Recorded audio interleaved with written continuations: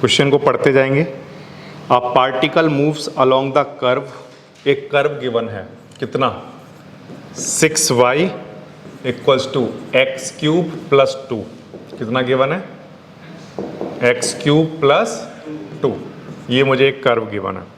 Okay, क्या बोला है, find the points on the curve at which the y coordinate is changing, y coordinate में जो change आ रहा है टाइम के साथ वो कितना है बच्चों, 8 टाइम्स है, किसका, x कोऑर्डिनेट में जो चेंज आ रहा है उसका। ठीक है, फिर से क्या कह रहा है वो कि ये एक कर्व है, इस कर्व पर आपको वो पॉइंट फाइंड करने हैं जिस पॉइंट पर जो y ऑर्डिनेट है वो चेंज हो रहा है। चेंज हो रहा का मतलब उसका टाइम के साथ में जो चेंज आ रहा है वो कितने टाइम्स है, x कोऑर्डिनेट में जो चेंज आ रहा है उसके कितने टाइम्स है, 8 टाइम्स है, ये उसने बोला है। ठीक है, अब ये जो कर्व है इस कर्व का मैं dy बाई dt निकालता हूँ। ठीक है, मतलब इसका टाइम के रेस्पेक्ट में डेरिवेटिव कराता हूँ, तो dy अपॉन dt और इधर एक्स क्यूब का कितना आएगा 3x स्क्वायर, बट x का फिर से होगा कितना आएगा dx अपॉन dt और टाइम और 2 का 0 हो जाएगा। ठीक है, अब क्वेश्चन में उसने गिवन है कि अगर y कोऑर्डिनेट की अगर बात हो तो y कोऑर्डिनेट में जो चेंज आ रहा है वो x कोऑर्डिनेट के कंपैरिजन में 8 टाइम्स है, तो इस चीज़ को हम लिख सकते हैं 8 टाइम्स ऑफ, क्या लिख सकते हैं, dx upon dt equals to में चल रहा है 3x स्क्वायर और dx अपॉन dt। अब इस dx अपॉन dt से dx अपॉन dt कैंसिल हो गया। अब हमारे पास बचा क्या क्या है, देखो 6 बचा है और 8 बचा है और इधर क्या क्या बचा है 3x स्क्वायर बचा है, उसका ये 3 नीचे लेकर आ जाओ, इस 3 से इसको कैंसिल कर दो। अब ये आ गया 2 8 जा कितना 16, अब स्क्वायर हटाओगे तो अंडर रूट आएगा। ठीक है, तो ये हमारा आंसर आ जाएगा कितना 4। ठीक है, x की वैल्यू निकल कर आ गई। ये जो x की वैल्यू आई है इसको उठाकर कर्व में पुट कर दो, वहां से y की वैल्यू आ जाएगी। कर्व में पुट करेंगे, ये बात आपको समझ में आ रही है क्यों पुट करेंगे, क्योंकि जो मुझे पॉइंट फाइंड करना है ये मेरा कोई कर्व है, इस कर्व की इक्वेशन क्या है 6y equals to x cube plus 2। अब मुझे इस कर्व पर ही तो पॉइंट फाइंड करने हैं। ठीक है, तो उसके लिए जो पॉइंट मुझे फाइंड करना है उसके लिए मुझे पता चल गया कि x की वैल्यू कितनी है 4। अब ये x की वैल्यू 4 यहाँ पुट कर दो तो किसकी वैल्यू आ जाएगी, y की वैल्यू, जो कि इस पॉइंट को सेटिस्फाइड कर रहा होगा। तो ठीक है, निकाल लो, व्हेन x जब इक्वल है किसके 4 के, तो 6y इक्वल्स टू 4 का क्यूब प्लस 2। अब 4 का क्यूब कितना होता है 64, 64 प्लस 2 कितना 66 और 6 से डिवाइड करा दो तो कितना हो जाएगा 11। तो यानी कि जो पहला पॉइंट, एक पॉइंट कम से कम मुझे जो मिला वो क्या है 4 एंड 11, ये रिक्वायर्ड पॉइंट हो गया एक।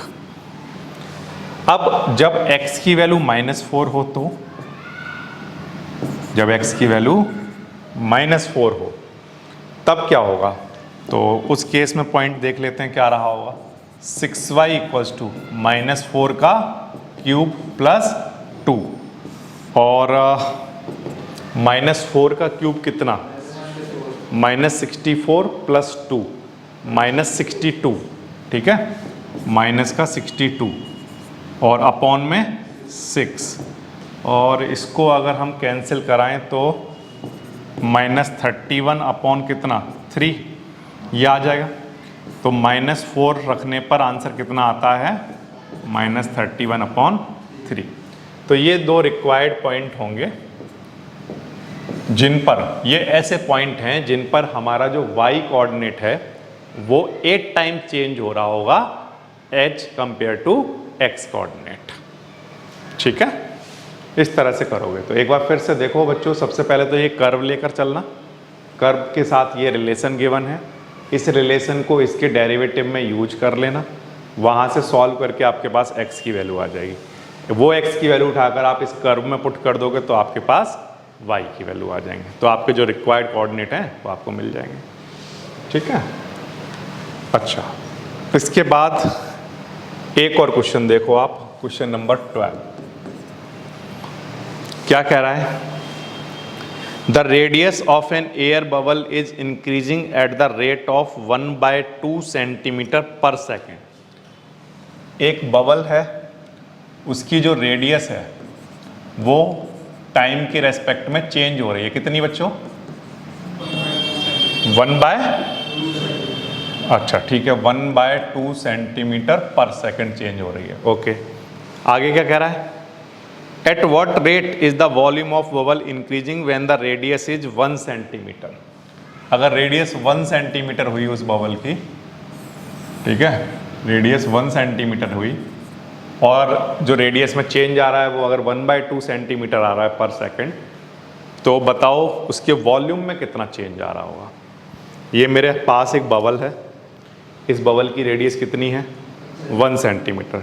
इस बबल की रेडियस में हर 1 सेकंड में चेंज आ रहा है 1/2 सेंटीमीटर का, तो बताओ इसके वॉल्यूम में कितना चेंज आता जा रहा होगा। ठीक है, हम जानते हैं कि वॉल्यूम ऑफ बबल जो कि स्फेरिकल होता है वो कितना हुआ करता है? 4/3 πr³। ठीक है, कोई प्रॉब्लम नहीं। अच्छा, अब क्योंकि टाइम के रेस्पेक्ट में मुझे चीज़ें चाहिए तो मैं dv/dt, मतलब वॉल्यूम में चेंज निकालना है ना टाइम के रेस्पेक्ट में, तो 4/3 ऐसे ही ठीक है, पाई ऐसे ही ठीक है। रेडियस की, अच्छा रेडियस का जब आप डेरिवेटिव कराओगे तो कितना आएगा? 3r², बट r का फिर से होगा dr/dt। ठीक है, अब इस 3 से ये 3 कैंसिल, तो क्या बचा? 4 पाई और r², r की वैल्यू कितनी है? 1, और dr/dt कितना है? 1/2। ठीक है, इस 2 से ये 2 टाइम कैंसिल हो जाएगा, तो कितना बच गया? 2 पाई। ठीक है, तो जो मेरा वॉल्यूम है वो इतना सेंटीमीटर क्यूब चेंज आ रहा होगा, कितना? 2 पाई सेंटीमीटर क्यूब चेंज आ रहा होगा हर 1 सेकंड में। समझ आ रही है बात? अगर आपके पास एक बबल है जिसकी रेडियस 1 सेंटीमीटर है और अगर उसकी रेडियस 0.5 सेंटीमीटर पर सेकंड इंक्रीज होती जा रही है तो उसका वॉल्यूम 2 पाई सेंटीमीटर क्यूब चेंज होता जाएगा हर 1 सेकंड में। ठीक है, ओके। इसके बाद नेक्स्ट 2x + 1, बताओ डायमीटर कितना गिवन है? ये डायमीटर किसका गिवन है? ये गिवन है हमें एक स्फेरिकल बैलून का। ठीक है, ये एक स्फेरिकल बैलून है, उसका ये डायमीटर है। ओके, कोई प्रॉब्लम नहीं। अब find the rate of change of its volume with respect to x। x के रेस्पेक्ट में इसका जो वॉल्यूम रहा होगा वो हमें निकाल कर देना है।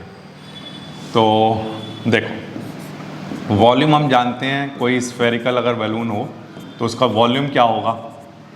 4/3 πr³। लेकिन उसके लिए किसकी ज़रूरत पड़ेगी? रेडियस की। तो डायमीटर पता है तो रेडियस निकाल लो, और रेडियस कैसे निकालोगे? इसको 2 से डिवाइड करा के, तो 2 से डिवाइड कराओगे यानी इसका हाफ करोगे तो 2 की जगह क्या हो जाएगा? 4। ठीक है, तो ये क्या निकल गई? रेडियस। अब volume equals to 4/3 pi, radius की जगह लिख लो क्या? 3/4 और 2x + 1, इस सब का क्या? Whole cube. अभी हम डेरिवेटिव नहीं कर रहे हैं, अभी हमने सिर्फ रेडियस की वैल्यू पुट की है। 4/3 पाई ऐसे ही ठीक है, इस 3 का क्यूब कराओगे तो कितना आएगा? 27, और 4 का क्यूब कराओगे तो कितना आएगा? 64, और साथ में क्या? 2x + 1 का होल क्यूब। ठीक है, अब कुछ कैंसिलेशन हो रहे हैं, जैसे कि 4 से ये कैंसिल हो रहा है और 3 से ये कैंसिल हो रहा है 9।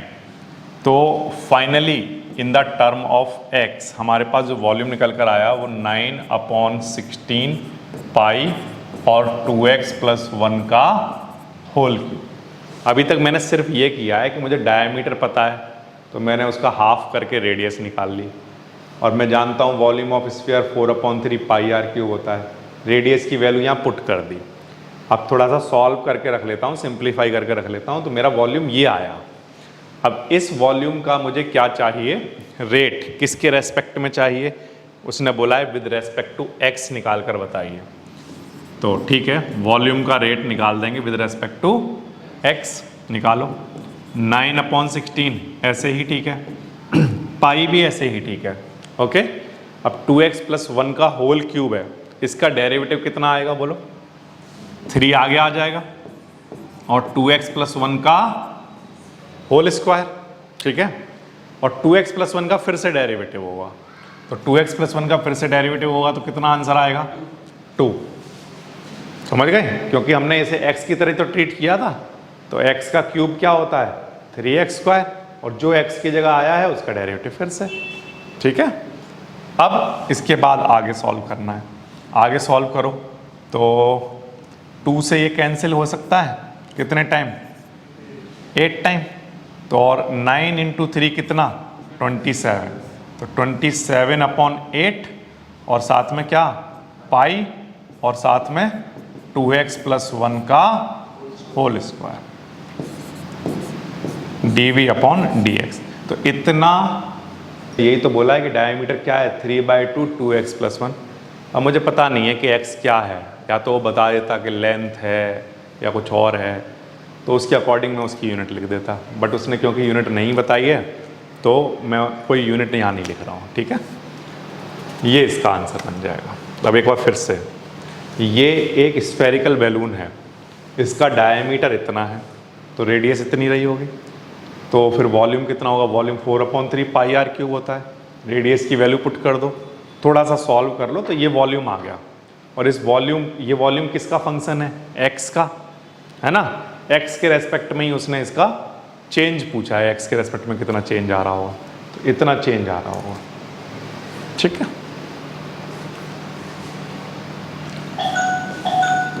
Sand is pouring from a pipe at the rate of 12 cm³/s. The falling sand forms a cone on the ground in such a way that the height of cone is always 1/6 of the radius of base.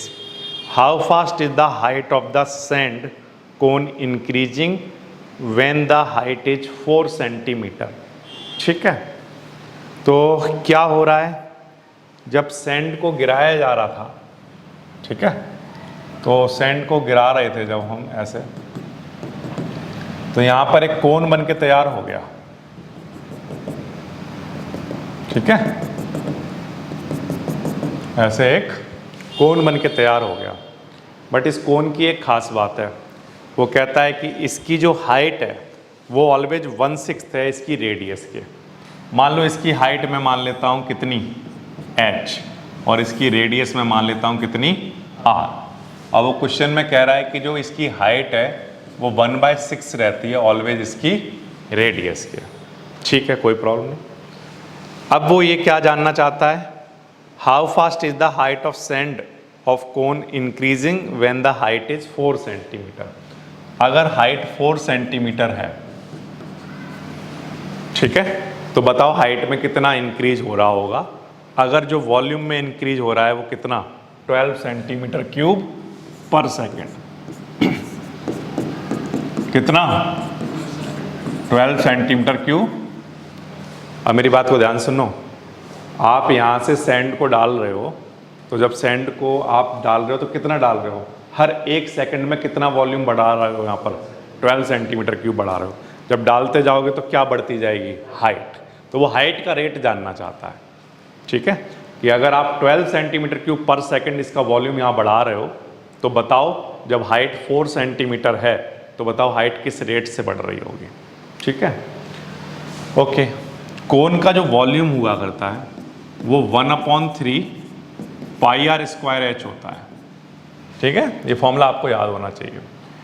अच्छा, अब question में उसने क्योंकि height के बारे में बातें करने के लिए बोला है, तो मैं क्या कर रहा हूँ? रेडियस को हाइट के टर्म में चेंज कर ले रहा हूँ, और अगर मैं रेडियस को लिखना चाहूँ तो वो 6 टाइम ऑफ हाइट रही होगी, हाँ या ना, ठीक है। तो रेडियस की जगह आप क्या लिख सकते हो?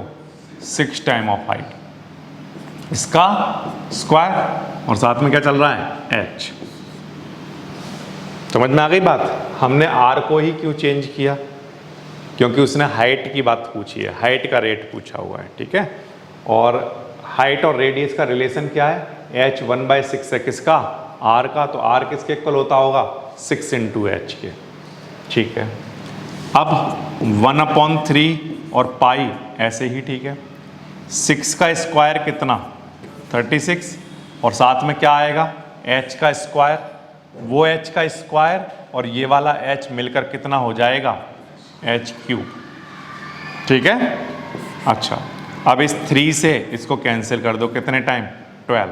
तो अगर हम देखें तो बेसिकली वॉल्यूम जो निकल कर आया वो कितना 12 पाई और h³।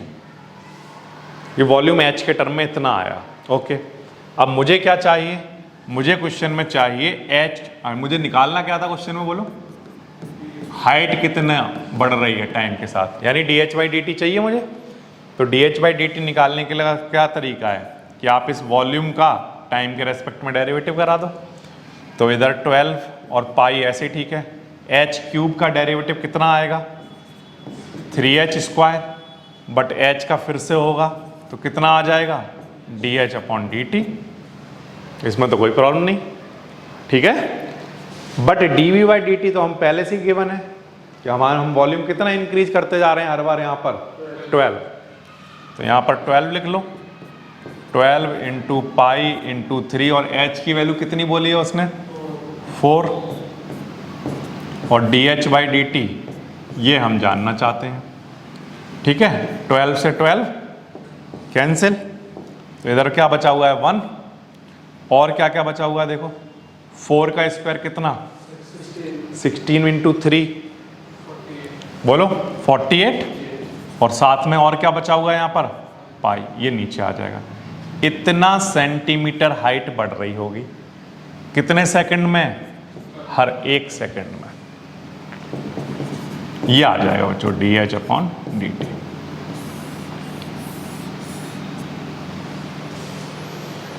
अगर आप सैंड को ऐसे फैलाओगे, ठीक है, और आप 12 सेंटीमीटर क्यूब वॉल्यूम हर 1 सेकंड में डाल रहे हो, तो उसकी हाइट कितनी हर 1 सेकंड में कितनी बढ़ती जाएगी 1/48 पाई सेंटीमीटर पर सेकंड। अगर इस टाइम हाइट कितनी है 4 सेंटीमीटर। ठीक है,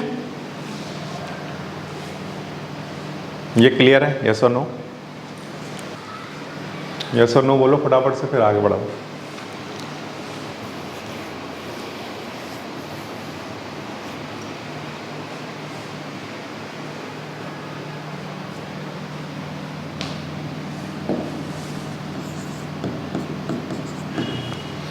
देखिए एक और क्वेश्चन पढ़ रहा हूँ, क्वेश्चन नंबर 15 है, the total cost in rupees associate with production of x unit of a item is given by.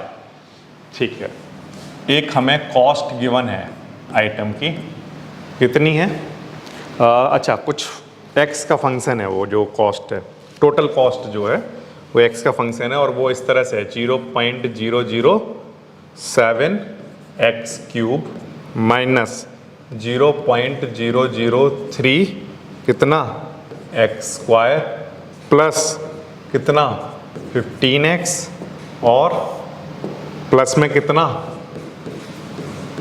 4000। ठीक है, वो मार्जिनल कॉस्ट जानना चाहता है, मार्जिनल कॉस्ट। अब जो कॉमर्स वाले बच्चे यहाँ बैठे हैं उनको पता होना चाहिए, जो मार्जिनल कॉस्ट होती है, ठीक है, वो इक्वल होगी d/dx ऑफ, हालांकि हो सकता है आपने इसके चेंज के टर्म में ना पढ़ा हो इसको, ठीक है। टोटल कॉस्ट में जितना चेंज आएगा हर बार मार्जिनल कॉस्ट में भी उतना चेंज आएगा, हाँ या ना। इस बुक को आप जितनी महंगी करते जाओगे, ठीक है, तो आपका जो मार्जिन है उसमें भी चेंज आएगा, हाँ या ना।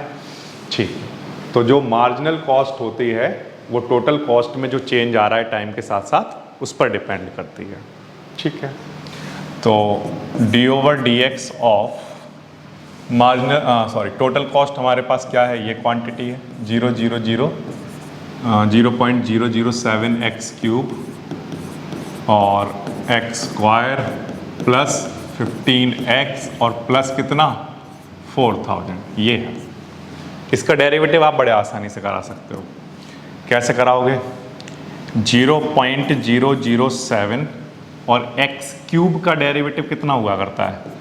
3x स्क्वायर, ठीक है, माइनस 0.003 और x स्क्वायर का डेरिवेटिव कितना होता है? 2x, और 15x का डेरिवेटिव कितना? 15 और 4000 का 0, ठीक है। ये हमारे पास मार्जिनल कॉस्ट निकल कर आ गई। मार्जिनल कॉस्ट कब निकालनी है? ₹17 है जब x की वैल्यू, तो 007 इंटू 3x की जगह कितना? 17 रखना है, माइनस 0.003 इंटू 2 इंटू 17 और प्लस में क्या? 15, ठीक है। ये अब आप यहाँ पर x की वैल्यू जब आप जब उसने जो मार्जिनल कॉस्ट जब हमने निकाल ली, मार्जिनल कॉस्ट कैसे निकाली? टोटल कॉस्ट का डेरिवेटिव कराकर, ठीक है। मार्जिनल कॉस्ट का फॉर्मूला क्या हो गया? d/dx ऑफ टोटल कॉस्ट, ठीक है। तो वो हमारे पास यहाँ से मार्जिनल कॉस्ट आ गई। अब मार्जिनल कॉस्ट का आंसर जो है वो हमें x = 17 पर देना है, तो हमने x की वैल्यू 17 पुट कर दी, ठीक है। अब इसके बाद इसको कैलकुलेट कर लो, कितना आंसर बनेगा ये? 20.967, इतना क्या? रुपीज़, ठीक है। ये कॉस्ट रही होगी। इसी तरह का बिल्कुल सिमिलर एक और क्वेश्चन दे रखा है, देखो आप, क्वेश्चन नंबर कौन सा है? 16। क्या दिया हुआ है बच्चों? बोलो। द टोटल रेवेन्यू, ठीक है। वो पहले टोटल कॉस्ट कह रहा था, अब टोटल रेवेन्यू कह रहा है। टोटल रेवेन्यू हमें गिवन है, कितना गिवन है बच्चों? टोटल रेवेन्यू बताओ कितना गिवन है? टोटल रेवेन्यू को उसने R से डिनोट किया है, ठीक है। तो टोटल रेवेन्यू जो है वो है हमारे पास 13x square plus 26x plus 15, और मार्जिनल रेवेन्यू हमें निकालना है। मार्जिनल रेवेन्यू क्या होता होगा? d/dx ऑफ टोटल रेवेन्यू, ठीक है। अच्छा, d/dx ऑफ टोटल रेवेन्यू का फॉर्मूला क्या है हमें गिवन है? फंक्शन क्या गिवन है? 13x square 26x plus 15, okay. इसका डेरिवेटिव कराओ, कितना आएगा? 26x plus 26। ये बच्चों हमारे पास मार्जिनल रेवेन्यू निकल कर आ गया। अब ये जो मार्जिनल रेवेन्यू है, ये हमें जब x की वैल्यू 7 है तब बताना है कितना रहा होगा। तो यहाँ पर x की जगह 7 पुट कर दो, ठीक है। बिल्कुल सिमिलर क्वेश्चन ये। और इसका आंसर देखो कितना बनना चाहिए? ₹8, ठीक है। जो भी आंसर आ रहा है वो कैलकुलेट कर लेना अपना, ये आंसर बन जाएगा, ठीक है। तो ये दो आसान से क्वेश्चन है जिसमें आपको टोटल कॉस्ट दे दी जाएगी और मार्जिनल कॉस्ट पूछी जाएगी, दोनों सेम क्वेश्चन थे, ओके। इसके बाद एक और क्वेश्चन देखो, देखो आसान सा क्वेश्चन दिया हुआ है 17 नंबर पर। क्या दे रखा है बच्चों बताओ? The rate of change of area of circle with respect to its radius r at radius r equals to 6 centimetre. हमें किसका रेट बताना है? एरिया का रेट जानना चाहते हैं हम। किसके रेस्पेक्ट में? रेडियस के रेस्पेक्ट में हमें बताना है कितना रहा होगा, ठीक है। देखो आप जानते हो एरिया ऑफ सर्कल क्या होता है? πr² होता है। और अगर हम इसका रेट रेडियस के रेस्पेक्ट में अगर जाने तो कितना होगा? r² का कितना? अब क्योंकि r के रेस्पेक्ट में ही जान रहे हैं तो यहाँ पर r का दोबारा डेरिवेटिव नहीं होगा, ठीक है। और रेडियस की वैल्यू वो कितनी कह रहा है, कितनी लेकर चलनी हो? 6, तो 6 इंटू 2 12 पाई, इतना सेंटीमीटर स्क्वायर पर सेंटीमीटर एरिया में चेंज आएगा, ठीक है। ये रेट रहा होगा 12 पाई। तो ये इसमें जो बी ऑप्शन है वो करेक्ट ऑप्शन है। ऑप्शनल टाइप दे रखा है ना क्वेश्चन ये, तो बी इसका करेक्ट ऑप्शन है। 12 पाई चेंज आएगा उसका एरिया का जो रेट है रेडियस के रेस्पेक्ट में, ठीक है। इसी तरह से एक और आसान क्वेश्चन दे रखा है क्या, 18 नंबर। ये क्वेश्चन आपको समझ में आ गया होगा कैसे करना है, क्योंकि उसमें क्या दिया हुआ है, टोटल रेवेन्यू दे दिया, कितना है 3x square plus 36x plus कितना 5, और क्या जानना चाहता है, मार्जिनल रेवेन्यू जानना चाहता है, ठीक है। निकाल देंगे, कोई प्रॉब्लम वाली बात नहीं इसमें। तो मार्जिनल रेवेन्यू जो होगा वो d/dx ऑफ टोटल रेवेन्यू के इक्वल होगा, है ना। अब d/dx ऑफ टोटल रेवेन्यू हमें गिवन है कितना 3x square plus 36x plus 5, okay. इसका आप डेरिवेटिव कराइए, तो ये 3 2 6x और ये कितना बनेगा 36। तो जो मार्जिनल रेवेन्यू आएगा वो ये आ जाएगा 6x प्लस 36, ठीक है। अब उसने कहा है कि जब x की वैल्यू कितने रुपीज हो 15 हो, जब x की वैल्यू कितनी हो 15 हो, तब बताओ कितना रहा होगा ये, तो कितना बनेगा ये 126 रुपीज़, ये इसका आंसर आएगा। और कौन सा ऑप्शन करेक्ट है, डी, ठीक है। तो ये वाला जो टॉपिक है इसमें सारे क्वेश्चंस में लगभग एक जैसे क्वेश्चंस ही होते हैं। इसमें हमें एक चीज़ का रेट दे दिया जाता है और दूसरी चीज़ का रेट वो हमसे पूछता है, बस इतना सा है, ठीक है। एक चीज़ इतनी बढ़ रही है तो बताओ वो कितनी बढ़ रही होगी। वो ऐसा क्यों पूछता है, क्योंकि हर एक चीज़ दूसरी चीज़ से रिलेट है। अगर वॉल्यूम की बात करें तो वॉल्यूम डिपेंड कर रहा है ना किस पर, रेडियस पर। तो जब इसमें कुछ चेंज लाओगे टाइम के साथ, इसमें अगर कोई चेंज लाओगे तो ऑफकोर्स टाइम के साथ इसमें भी कोई ना कोई चेंज आएगा, बट उस चेंज को हम डेरिवेटिव की हेल्प से बड़े आसानी से निकाल सकते हैं, ठीक है।